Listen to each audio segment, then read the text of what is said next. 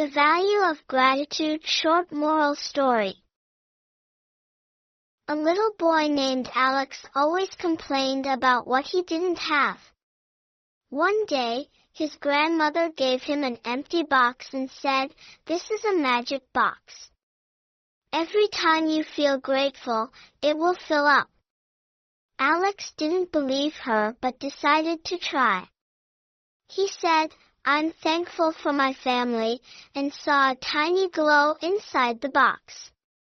Surprised, he started thinking of more things he was grateful for: his friends, food, and home. The box glowed brighter.